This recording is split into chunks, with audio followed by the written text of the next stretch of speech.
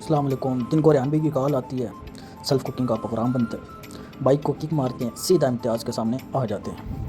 इम्तियाज़ से चिकन लेने के बाद लकड़ी वाले के पास आते हैं और लकड़ी लेते हैं, क्योंकि आपको पता है लकड़ी सबसे ज़रूरी है। लकड़ी लेने के बाद गाड़ी में रखते हैं और भाई से थोड़ा सा शुगर मेरा लगाते हैं साथ, एंड देन रवाना होते हैं।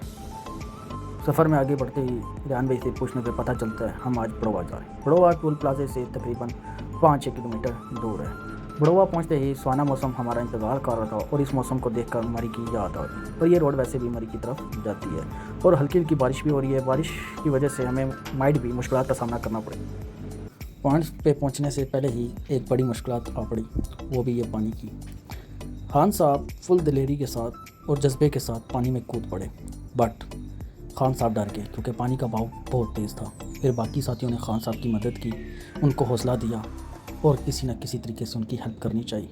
इतने में ही ज़ोर व खरोश के साथ चौधरी साहब आ टपके और चौधरी साहब दिलेरी से पानी में गए और खान साहब की मदद की। खान साहब का बाजू पकड़ते हुए खान साहब को बाहर ले आए और अल्हम्दुलिल्लाह हमारा एक साथी रेस्क्यू हो गया। बट अभी तक हमारा जोश उसी तरह बरकरार था और रेहान भाई डिफरेंट ट्राई करने लग पड़े और अभी इस रास्ते पे ट्राई किया उन्होंने, बट पानी का बहाव बहुत तेज़ था, इसलिए वो इस रास्ते से दोबारा फेल हो गए।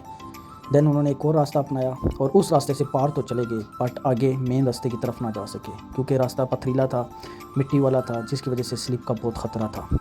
जो जो चीज़ें हमने पार फेंकी थी वो हम किसी न किसी तरीके से पोस्टर पकड़ के वापसी ले आए, क्योंकि पार जाना नामुमकिन था। अगर चले भी जाते वापसी टाइम मुश्किल था। मुर्गी हमने अच्छे तरीके से धोई और सबसे मुश्किल काम इस मौसम में आग जलाना। फाइनली हमने आग भी जला ली और चौधरी साहब प्याज काटते हुए और प्याज कढ़ाई में डालते हुए, रेहान भाई ने घी डाला एंड देन हमने टमाटर मैश करके डाल दिए।